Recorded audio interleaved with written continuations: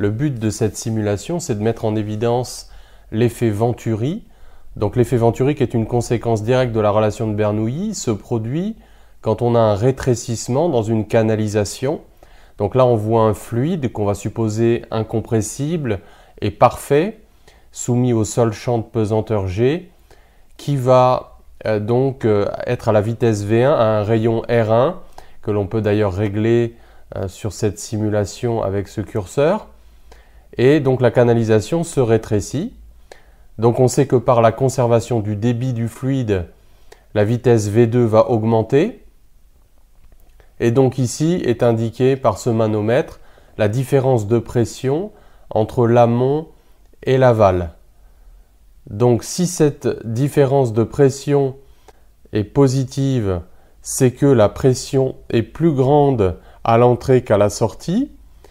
Et si au contraire elle est négative, c'est que c'est la pression à l'entrée qui est plus faible que celle de la sortie. Donc on voit clairement qu'on a une dépression qui a été créée dans le tube de faible section. Donc quand la vitesse est grande, la pression est petite. Et donc c'est cette dépression que l'on appelle l'effet Venturi et qui a de nombreuses applications en mécanique des fluides. On va parler de l'effet Venturi qui joue un rôle très important en dynamique des fluides supposés parfaits. Donc l'effet Venturi est lié directement à la relation de Bernoulli qui nous montre donc la conservation de l'énergie totale du fluide, alors soit le long d'une ligne de courant si l'écoulement n'est pas irrotationnel, soit carrément dans tout le fluide si on peut supposer que l'écoulement est irrotationnel, non tourbillonnaire. Donc là on va se contenter de la forme simplifiée, la forme simple du théorème de Bernoulli. Donc sur une ligne de courant, l'énergie totale massique du fluide se conserve sous la forme d'une énergie potentielle de pesanteur, d'une énergie cinétique massique et d'une énergie liée aux travaux des forces de pression reçues par le fluide. Si on néglige l'effet de la pesanteur, ce qui est très souvent possible, on voit que en gros, les zones de forte vitesse sont des zones de faible pression et que les zones de faible vitesse sont des zones de forte pression. Alors ça peut paraître un peu anti-intuitif, parce que si on se dit que la vitesse est importante, alors la pression est importante. Eh bien c'est le contraire, par conservation de l'énergie totale du fluide. Donc l'effet Venturi, c'est la dépression créée par un étranglement dans une conduite où à chaque fois qu'on a un fluide et que les lignes de courant se resserrent, eh bien, alors d'une part, on sait que la vitesse augmente. Ça, c'est la conservation du débit qui nous le donne. Si l'écoulement est incompressible, si en particulier le fluide est incompressible, comme pour les liquides. Donc évidemment, la vitesse V2 est plus grande ici que la vitesse V1, puisque la section S2 est plus petite que S1. Donc le fluide accélère ici, et donc d'après la relation de Bernoulli, qualitativement, on voit que ça va créer une dépression.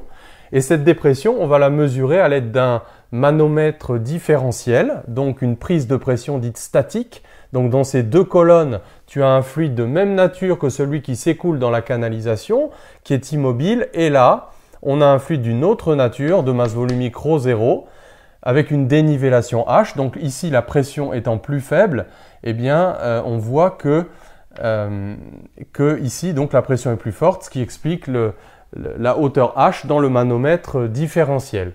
Donc le but pour nous, ça va être de montrer par exemple comment cet écoulement, comment ce dispositif pourrait nous permettre de mesurer le débit volumique du fluide. Voilà une application. Donc en fonction de la section S1, de la section S2, de la masse volumique ρ, de la masse volumique ρ0 du fluide dans le manomètre différentiel et de la hauteur H et de G bien sûr. Alors, le débit volumique, c'est donc S1 V1, c'est aussi S2 V2. Donc on va, à l'aide de la relation de Bernoulli, déjà montrer cette baisse de pression et ensuite essayer de calculer ce débit volumique. Donc le long d'une ligne de courant que j'ai dessinée ici en vert, donc qui va de A1, un point qui est juste au-dessus de la prise de pression, à un point A2 qui est ici aussi juste au-dessus, on va calculer, donc on va appliquer cette relation de Bernoulli. Donc PA1 sur ρ plus GZA1, Z étant orienté vers le haut, plus 1/2 de V1 carré est égal à PA2 sur ρ plus GZA2 plus 1/2 de V2 carré. Alors, si on veut faire apparaître des grandeurs volumiques, on peut tout multiplier par ρ. Voilà. Alors, ce que je vais faire maintenant, c'est que ici, entre A1 et B1, on a le fluide qui est au repos, entre A2 et B2 aussi également. On va appliquer la relation fondamentale de la statique des fluides entre A1 et B1. Donc, on a PB1, la pression B1, qui est plus grande que la pression en A1. Donc, plus ρg facteur de ZA1 moins ZB1, qui est positif. Et donc, PB2 est égal à PA2 plus ρg facteur de ZA2 moins ZB2. Autrement dit, P plus ρgz se conserve dans ces colonnes de fluide. Et donc, on va pouvoir ici, parce qu'il faut relier ça à H, alors directement, on peut relier ça à H, parce qu'on a la pression en B1 qui vaut la pression en B2. On sait que dans un liquide comme ça, les isobars sont les horizontales. Donc, la différence de pression, cette fois-ci, dans le liquide de masse volumique ρ0, c'est PB1 égale PB2 plus ρ0 G petit h. Et donc, on va tout réinjecter dans cette relation de Bernoulli. Donc, je remplace PA1 plus ρgz1 par PB1 plus ρgzb1. Et donc, on va avoir donc PB1 plus ρgzb1 plus 1 demi de ρ V1 carré est égal à PB2 plus ρgz B2 plus 1 demi de ρ V2 carré. Je vais remplacer V2 carré par S1 sur S2 au carré fois V1 carré. Je vais tout exprimer en fonction de V1. Donc PB1 moins PB2, ça fait ρ0 GH. Donc on aura ρ0 GH.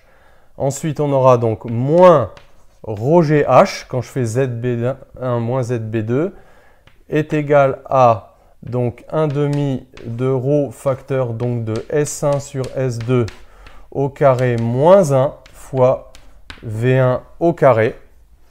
Et donc on en déduit que V1 est égal à racine carrée de 2GH facteur de ρ0 moins ρ, donc divisé par S1 sur S2 au carré moins 1.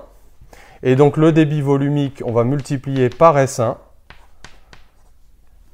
Et donc voilà l'expression du débit volumique exprimée en fonction des grandeurs que l'on souhaitait.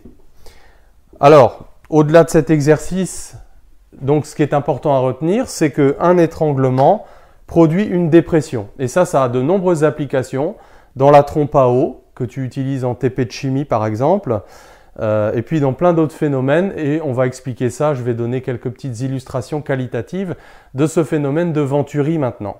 Alors sur ce tableau, j'ai illustré l'effet Venturi sur quelques exemples classiques.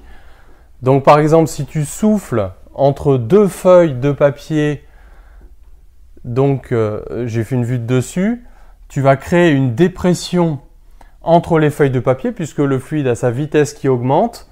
Et donc, de l'autre côté de la feuille de papier, tu as l'atmosphère à l'équilibre. Et donc, les deux feuilles de papier, à cause de cette dépression, vont se rapprocher entre elles.